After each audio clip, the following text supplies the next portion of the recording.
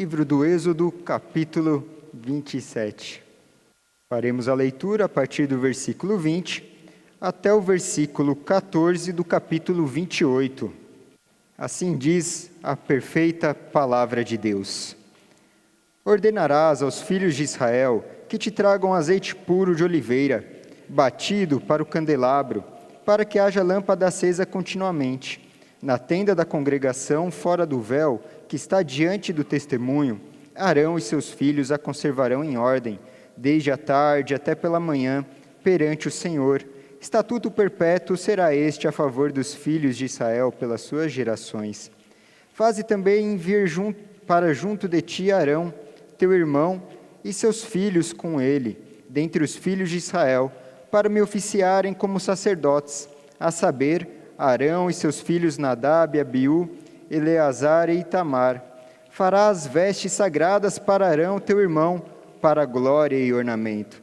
Falarás também a todos os homens hábeis, a quem enchi do espírito de sabedoria, que façam vestes para Arão, para consagrá-lo, para que me ministre o ofício sacerdotal. As vestes, pois, que farão são estas: um peitoral, uma estola sacerdotal, uma sobrepeliz, uma túnica bordada, mitra e cinto. Farão vestes sagradas para Arão, teu irmão, e para seus filhos, para me oficiarem como sacerdotes. Tomarão ouro, estofa azul, púrpura, carmesim e linho fino. E farão a estola sacerdotal de ouro e estofa azul, e púrpura e carmesim, e linho fino retorcido, obra esmerada. Terás 2 ombreiras que se unam às suas 2 extremidades, e assim se unirá. E o cinto de obra esmerada que estará sobre a estola sacerdotal será de obra igual, da mesma obra de ouro, e estofa azul, e púrpura, e carmesim, e linho fino retorcido. Tomarás 2 pedras de ônix e gravarás nelas os nomes dos filhos de Israel. 6 de seus nomes numa pedra, e os outros 6 na outra pedra, segundo a ordem do seu nascimento. Conforme a obra de lapidador, como lavores de sinete, gravarás as 2 pedras com os nomes dos filhos de Israel. Engastadas ao redor de ouro, as farás, e porás as 2 pedras nas ombreiras da estola sacerdotal, por pedras de memória aos filhos de Israel. E Arão levará os seus nomes sobre ambos os seus ombros, para memória diante do Senhor. Farás também engastes de ouro, e 2 correntes de ouro puro, obra de fieira as farás, e as correntes de fieira prenderás nos engastes. Até aqui a perfeita palavra do Senhor. Oremos uma vez mais, irmãos. Pai, nós te louvamos, Senhor, mais uma vez, pelo privilégio que temos de estarmos aqui, pelo privilégio, Senhor, que temos de prestar culto a Ti, porque o Senhor nos chamou a isso. Te agradecemos, Pai, porque podemos nos aproximar de Ti, pela graça e mediação do nosso Senhor Jesus Cristo. Te agradecemos, Pai, porque por Tua graça o Senhor nos deu Tua santa palavra, que nos instrui, que nos ensina como nos aproximarmos, como servir ao Senhor, Pai, como Te adorarmos. Muito obrigado, Pai, por Tua santa e perfeita palavra. Pedimos, Senhor, que por esta mesma graça o Teu Santo Espírito nos ilumine nesta noite, para que essa palavra seja viva, Senhor, em nós, para que a Tua palavra frutifique através de nós, Senhor, para que sejamos edificados e que o nosso modo de viver seja moldado, Pai, por Tua palavra. Que o resultado, Senhor, de tudo isto seja a glória do Teu santo nome, porque essa é a razão, Senhor, do nosso viver, glorificar a Ti, Senhor, e a Ti somente, Pai. Capacita-nos, Senhor, no entendimento da Tua santa e perfeita palavra nesta noite. Nós Te pedimos, em nome do nosso mediador Jesus Cristo. Amém. Irmãos, temos algumas crianças aqui nesta noite, e eu gostaria de perguntar às crianças e aos adultos que um dia também foram crianças, não é verdade? Se vocês já tiveram a oportunidade alguma vez, na infância, de preparar um alimento a seu bel prazer. Alguma atividade na qual seus pais, ou quem sabe um professor da escola, disse a você: prepare aqui um sanduíche do jeito que você quiser. Prepare o almoço ou o seu café da manhã do jeito que você desejar. Pode usar todos os ingredientes que houverem aqui à disposição. Não sei se você já teve essa oportunidade alguma vez, se você, pai, já fez essa atividade com seu filho, se o seu pai fez isso contigo quando você era criança. Eu já fiz isso, mas confesso que foi sem autorização dos meus pais quando criança. Um belo dia, peguei ali um sanduíche, algumas fatias de pão e coloquei tudo aquilo que eu gostava. Geralmente, quando a criança faz esse tipo de atividade, o resultado é bem interessante. Mistura-se ali ketchup com leite condensado, coloca-se ali um presunto, um salame, dentro do mesmo pão com tudo isso, coloca um pouco de sucrilhos. O meu lanche foi algo assim, muito bonito de fato. Eu fiquei muito orgulhoso com o sanduíche que eu preparei. Gosto muito de leite condensado, pimenta, então não pôde faltar um pouquinho de pimenta naquele sanduíche maravilhoso.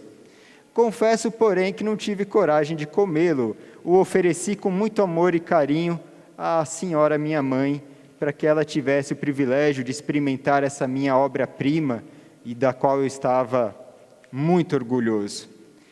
A intenção do meu coração, de fato, poderia ser uma intenção boa. Criança, quando prepara esse tipo de sanduíche ou algo assim e oferece aos seus pais, faz certamente com a intenção de agradar. Essa era a minha intenção com a minha mãe. Mas a verdade é que o resultado desse sanduíche é que ele era intragável. Minha mãe não conseguiu comê-lo. Por seu amor por mim, ela até tentou dar ali uma mordidinha para disfarçar, mas por melhor que fosse a minha intenção, eu não sabia fazer um sanduíche. Eu não sabia cozinhar. Era algo que a minha mãe não conseguiu comer e ninguém mais, certamente, conseguiria comer, por melhor que fosse a minha intenção. No texto que nós lemos, Deus já havia dado algumas instruções com relação ao tabernáculo, no qual Deus se encontraria com o seu povo. Deus iria ao encontro do seu povo e seu povo iria ao encontro dele. Deus deu instruções bem detalhadas de como seria feito o tabernáculo. Agora, no texto que lemos, Deus passa a dar instruções detalhadas de como seria essa aproximação, de quem se aproximaria de Deus para o servir e de como fariam isso. Quem seriam essas pessoas e como elas se aproximariam de Deus. Então, por isso, irmãos, nós veremos sobre o tema como nos aproximamos de Deus, a forma que Deus nos instrui para nos aproximarmos dele. Porque, às vezes, podemos ter até melhor das intenções, como ao preparar um sanduíche, mas boas intenções não são o suficiente. Nós queremos adorar a Deus, mas não podemos fazê-lo apenas com nossas boas intenções. Deus deixou tudo muito bem preparado e muito bem instruído sobre como seu povo deveria adorá-lo. Assim, sobre o tema como nos aproximamos de Deus, o primeiro ponto é, nós nos aproximamos de Deus seguindo as suas instruções. Deus deixou instruções bem claras de como nós deveríamos nos aproximar dele. Após preparar todo o tabernáculo, de onde Deus estaria presente para se relacionar com seu povo, Deus não disse ao povo de Deus, Deus não disse a Moisés: pois bem, Moisés, aqui está o tabernáculo, aqui nós nos encontraremos, este tabernáculo simbolizará a minha presença com o meu povo, então agora, Moisés, vamos lá, me surpreenda. Que o povo de Israel agora me surpreenda e venha até este tabernáculo e me adore. Mostre-me o seu coração, ó Israel, mostre-me como vocês me adorarão. Deus deu essa liberdade? Não, porque as boas intenções não seriam suficientes. Quando nós, como homens, tentamos adorar a Deus ou servi-lo e nos aproximarmos dele, seguindo a nossa própria regra ou a forma como nós pensamos que é a forma agradável a Deus, o resultado fatalmente é uma adoração incapaz de agradá-lo. Somos incapazes de nos aproximarmos de Deus seguindo o nosso próprio coração, a nossa própria mente. Porque, como disse o profeta Jeremias, o coração do homem é enganoso e desesperadamente corrupto. Assim, Deus não só deu as instruções para a criação do tabernáculo, mas Deus também deu as instruções de como deveria ser feita esta aproximação a Ele. Nós vemos esse detalhe logo no versículo 20, a forma como deveria ser preparada a lâmpada que estaria acesa continuamente diante do tabernáculo. Deus exigiu que trouxessem a Ele azeite puro de oliveira, batido para o candelabro. Olha que interessante, para essa lâmpada deveria ser trazido um azeite de oliveira, e esse azeite não era um azeite qualquer. No original, nós vemos que esse azeite deveria ser esmagado. Era o azeite mais fino e perfeito que existia na época. Esse processo para a criação desse azeite garantiria uma luz clara e ao mesmo tempo menos fumaça. Até mesmo como seria essa lâmpada, diante do tabernáculo, Deus deu uma instrução muito clara. Precisaria ser o melhor azeite para a melhor luz, menos fumaça diante dele. Esse seria um estatuto perpétuo em favor dos filhos de Israel pelas suas gerações. E isso seria através disso que Arão e seus filhos a conservariam em ordem. Então Deus manda que trouxessem o azeite, que fosse elaborada essa lâmpada, que ficaria acesa durante toda a noite diante do tabernáculo, e diz que Arão e seus filhos a conservariam. Então aqui Deus começa a falar daqueles que se aproximariam dele. Deus começa a dar as instruções. Será feita uma lâmpada, e quem as conservará não será qualquer um, mas Arão e seus filhos. E aí no versículo 28, a partir do versículo 1, alguns detalhes sobre quem faria essa mediação. Faze também vir para junto de ti Arão, teu irmão, e seus filhos com ele dentre os filhos de Israel, para me oficiarem como sacerdotes, a saber, Arão e seus filhos Nadab, Abiú, Eleazar e Itamar. Deus chama estes homens para servir. Deus dá a instrução de quem Ele queria que o servisse, de quem Ele queria que estivesse diante dessa tenda. Deus não falou, olha, procure agora algum voluntário, alguém que esteja sentindo no seu coração o desejo de me servir. Deus escolheu aqueles que o serviriam. Você está aqui nessa noite porque Deus escolheu que você estivesse aqui. Deus escolheu que você o adorasse. Você crê em Cristo não porque um belo dia você acordou pela manhã e disse, olha que lindo dia para crer em Jesus. Você crê em Cristo porque o Senhor o escolheu para que assim fosse. Deus é soberano sobre tudo e sobre todos. E nessa soberania Ele decidiu como Ele seria servido. E aqui, diante do tabernáculo, Ele escolheu aqueles que seriam seus sacerdotes. Arão e seus 4 filhos. Ele chamou e deu detalhes na roupa que seria feito para que eles o servissem. E é muito interessante porque são detalhes bem específicos sobre eles. No versículo 2, fariam vestes sagradas para Arão, teu irmão, para glória e ornamento. Essas vestes então seriam feitas não para a glória de Arão e seus filhos, mas porque já representariam a glória daquele que seria servido, a beleza daquele que seria servido por Arão e seus filhos. Deus dá instrução na forma como eles se vestiriam para adorar a Deus. Reparem mais uma vez, meus irmãos, no serviço a Deus, Deus dá as instruções de como ser adorado, detalhes até mesmo na forma que se vestiriam, porque estes homens que serviriam a Deus, não serviriam a Deus para a sua própria glória, mas para a glória daqueles que seriam servidos, irmãos. Nós, quando nos dirigimos à igreja, nós nos dirigimos com que intenção? Com que motivo? Quando você até mesmo escolhe a roupa para vir à igreja, com que intenção você o faz? De que forma você o faz? Nós estamos aqui nesta noite para prestar culto a Deus, para servi-lo, para adorá-lo. Eu tenho certeza absoluta que nenhum de vocês saiu de casa nesta noite pensando, olha, eu vou hoje à igreja porque eu quero ouvir o bacharel Tiago falar. Provavelmente você nem sabia que eu estaria aqui, não é verdade? Você veio aqui para prestar culto ao Senhor. Então a forma como nós o fazemos É seguindo as instruções do Senhor. Deus nos deu instruções bem detalhadas, como a roupa seria feita para estes homens, porque essas roupas serviriam para a consagração destes homens, separados por Deus. No versículo 2, no versículo 3, diz que até mesmo os homens que fariam essas roupas seriam capacitados por Deus. Versículo 3 diz: falarás também a todos os homens hábeis, a quem enchi do espírito de sabedoria, que façam vestes para Arão, para consagrá-lo, para que me ministre o ofício sacerdotal.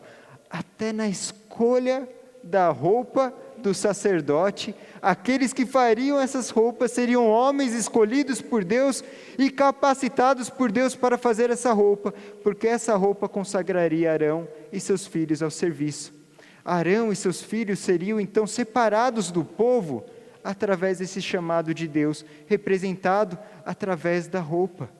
Até mesmo na sua capacitação para servir a Deus, foi Deus que te deu.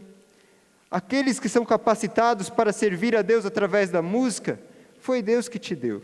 Romanos capítulo 11, versículo 36, diz que dele, por ele, para ele são todas as coisas. Você já parou para pensar que essa capacidade que você tem de realizar o seu trabalho, foi Deus que te deu para servir a Ele?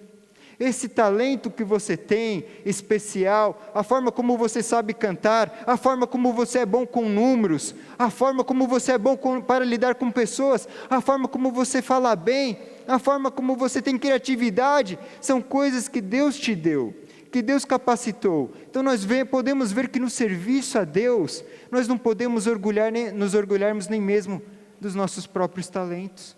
Tudo que nós temos foi Deus que deu. Então, olha, Deus instrui, Deus vai capacitando o seu povo para que o servisse da forma como Ele deseja ser servido. Deus, meus irmãos, nos capacita para o serviço a Ele. Outro aspecto interessante é que nessa roupa que seria usada por Arão, nós vemos aqui os detalhes do que faria parte dessas roupas.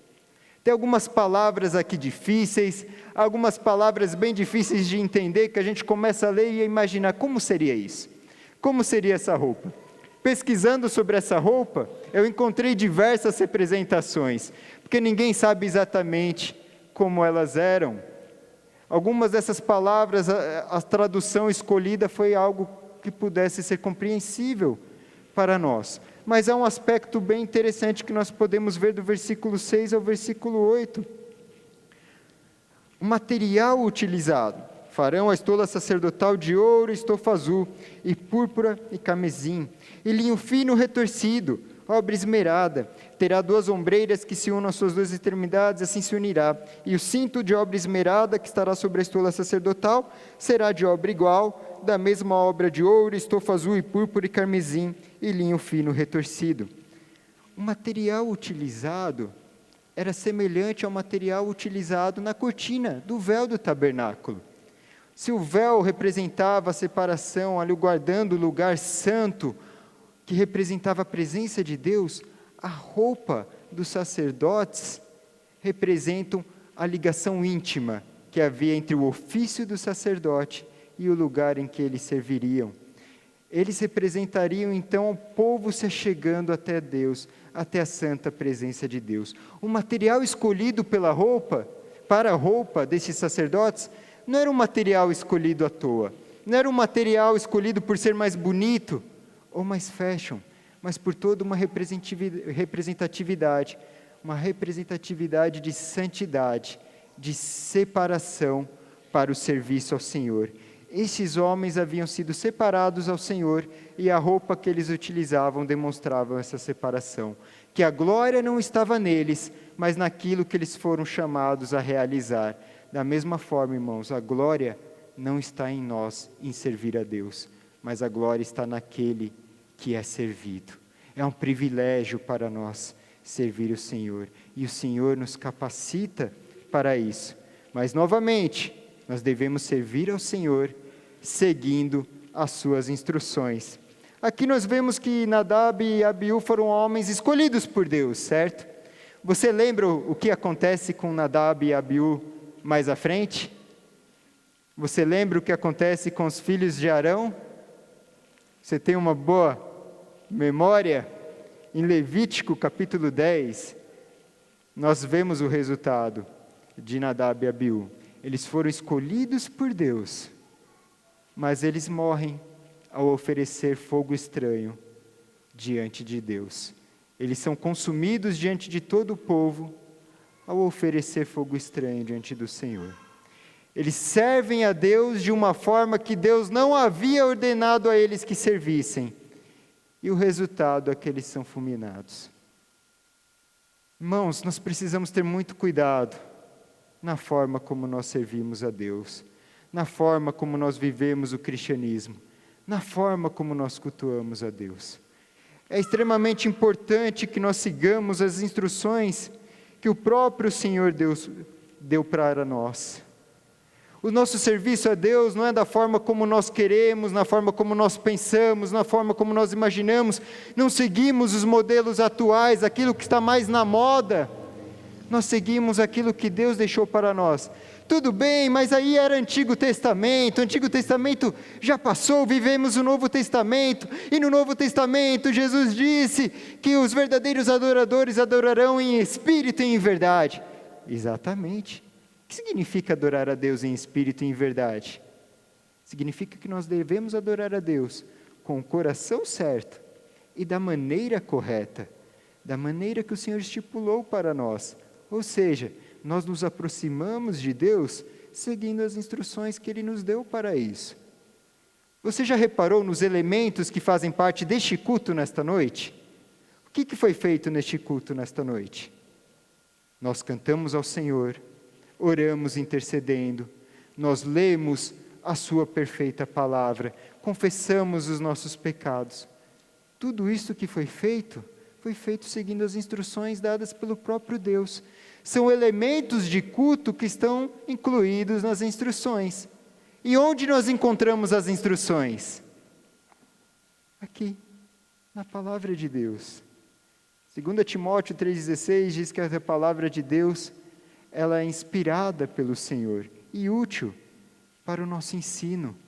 Nós conhecemos a vontade de Deus e sabemos como adorá-lo, observando a palavra dele, e não observando o que está na moda, e não observando o que mais agrada aos outros. Voltando à ilustração do início, do sanduíche, digamos que eu queira fazer um jantar para agradar a minha esposa.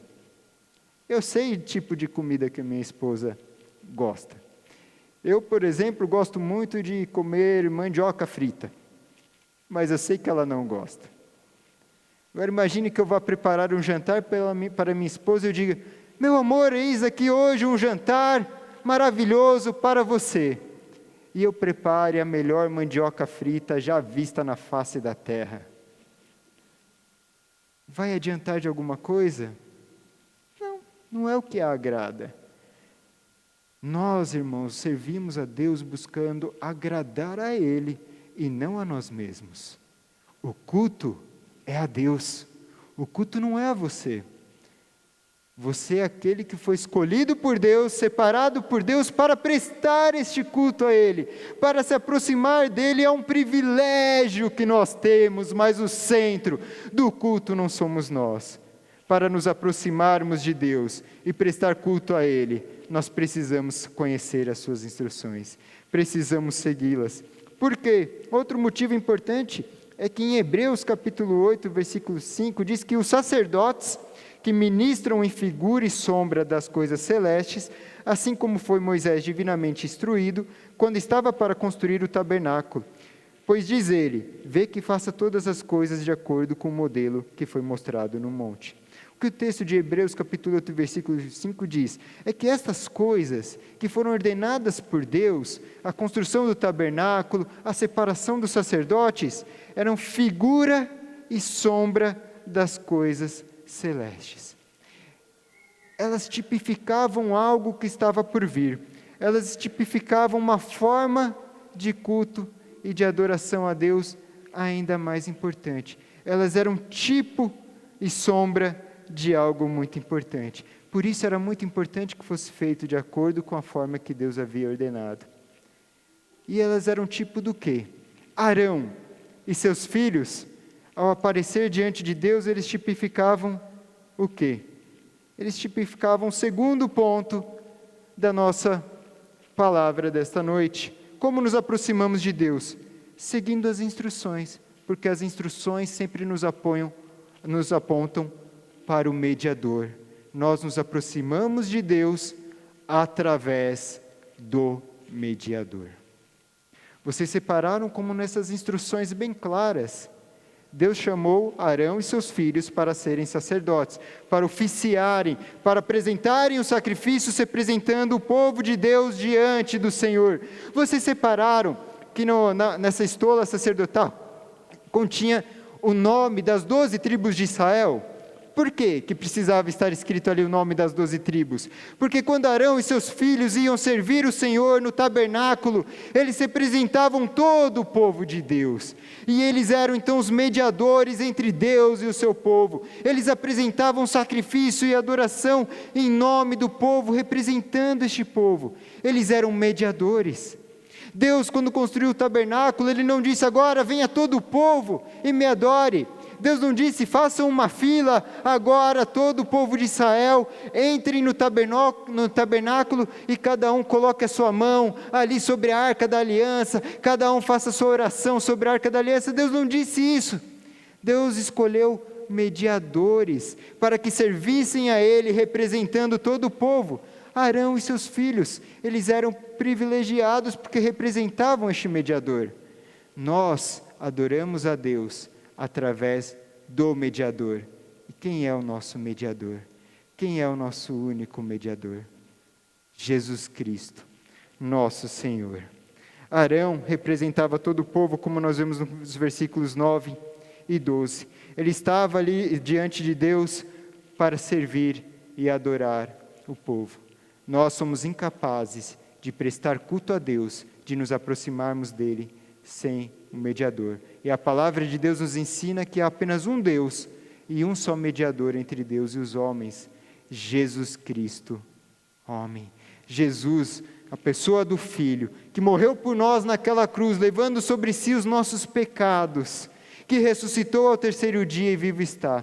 É apenas no nome de Jesus que nós somos capazes de adorar a Deus. Por isso que quando você ora em nome de quem? De Cristo. Quando nós nos reunimos como povo, nós nos reunimos em nome de quem? Em nome de Cristo. Certa vez, assistindo o YouTube, eu vi um vídeo de um pastor muito famoso, eu não vou citar o nome dele aqui. Ele estava fazendo uma oração, intercedendo por algumas pessoas. Ao final da oração, ele disse: é fulano de tal que ora, amém. Ele estava orando em seu próprio nome.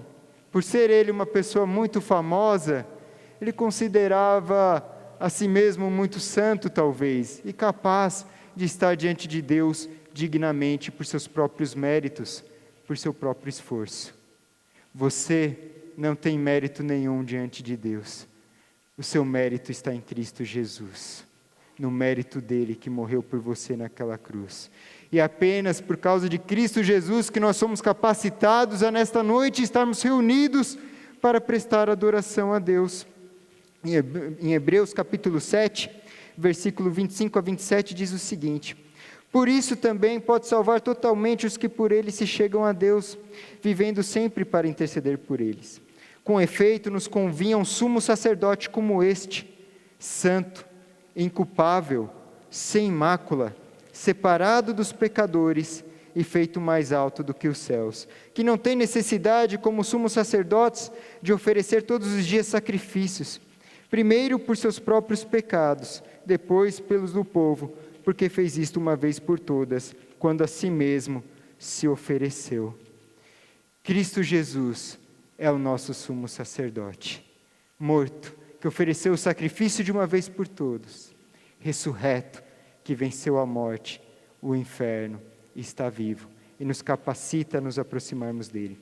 Ainda em Hebreus capítulo 8, versículo 5 diz: agora com efeito obteve Jesus ministério tanto mais excelente, quanto é ele também mediador de superior aliança, instituída com base em superiores promessas. O texto que nós lemos, com todas as instruções e a separação destes homens para o serviço a Deus, nos lembram, irmãos, da importância de seguirmos as instruções de Deus, de vivermos a vida de acordo com a sua palavra, de cultuar a Deus de acordo com sua palavra, de tudo que fizermos, que o façamos de acordo com a sua palavra, que sempre testificará de Cristo Jesus, que é o mediador por meio de quem nós nos aproximamos do Senhor. O próprio Senhor Jesus disse aos fariseus que são as palavras, são as Escrituras que testificam dele.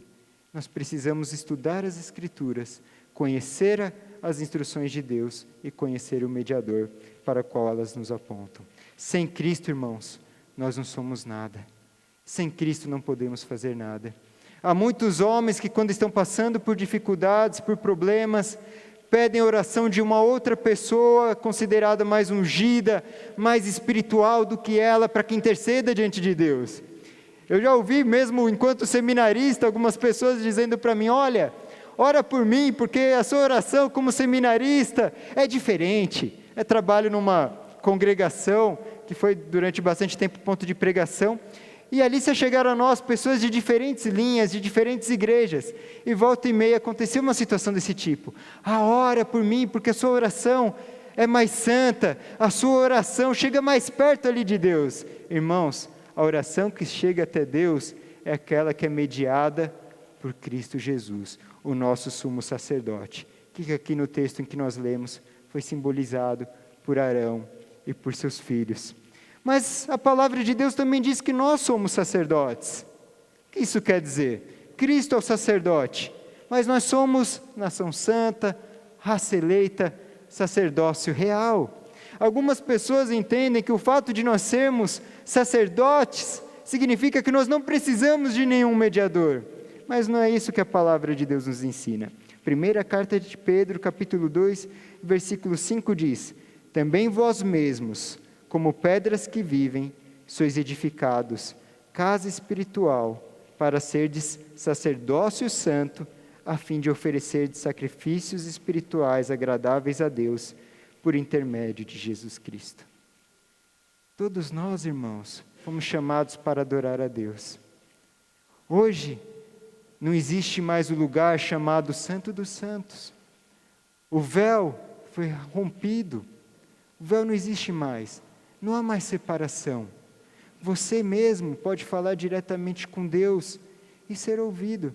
Quantas pessoas viajam todos os anos para o Muro das Lamentações, porque foi o pedaço que sobrou do antigo templo.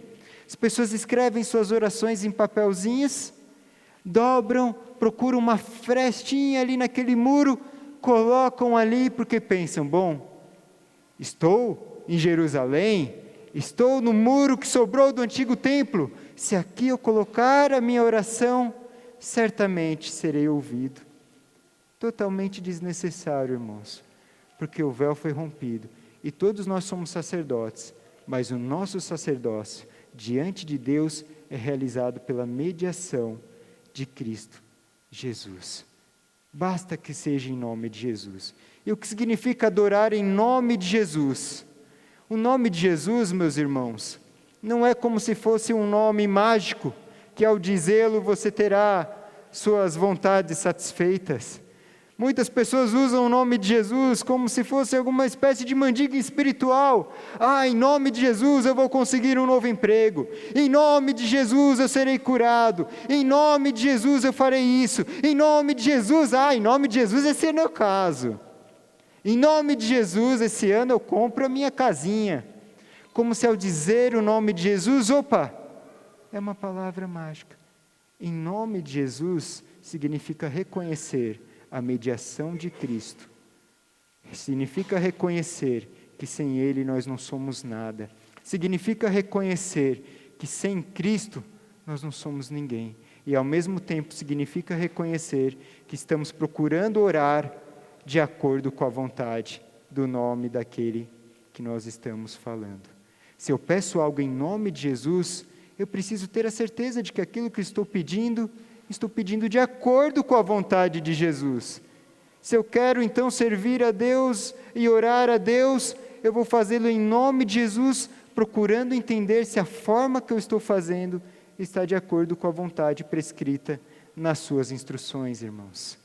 Por isso, nessa noite, nós precisamos nos lembrar que nós vamos servir a Deus, seguindo as instruções que Ele nos deu, na Sua palavra, e que nós vamos servir a Deus, seguindo a Sua mediação em Cristo Jesus.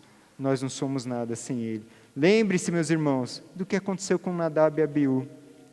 Lembra-se do resultado de alguém que tentou servir a Deus por sua própria maneira, ignorando as instruções.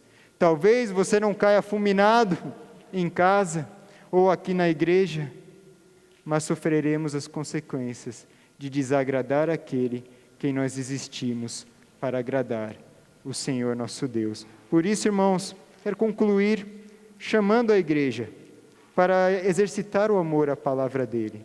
O quanto você conhece a palavra do Senhor? O quanto você conhece a vontade de Deus? Como alguém pode servir a Deus sem conhecer as instruções? Como nos aproximaremos de Deus sem saber aquilo que o agrada? Como está a sua leitura bíblica diária? Você tem o hábito de ler a Bíblia diariamente? Você tem o hábito de buscar o Senhor diariamente? Siga as instruções. Segundo, confie em Cristo, e em Cristo somente. Seguindo as instruções, você procurará se santificar como um sacerdote real, ser alguém diferente, separado do mundo. Arão e seus filhos foram separados do povo de Israel para servir o Senhor. Você foi chamado por Deus, você foi separado por Deus. Confie naquele que te chamou, procure agradá-lo, seja diferente. Há no mundo hoje uma ânsia por agradar e ser parecido com o mundo. Cada vez mais procura-se fazer com que as igrejas sejam parecidas com o mundo. Quem nunca ouviu falar de uma balada gospel? De uma igreja com balada gospel? Procura-se agradar as pessoas. Olha, vamos fazer uma igreja que procure agradar a todos. Não, é agradar a Deus. Confie em Cristo, siga Cristo, siga o mediador. Confie nele, ore sempre em nome de Jesus para a adoração ao Senhor, irmãos. Que o Senhor nos capacite para servi-lo, seguindo as instruções, tendo ciência da responsabilidade da santificação embutida no sacerdócio ao qual nos é confiado, em Cristo Jesus. Que o Senhor nos capacite, irmãos. Amém.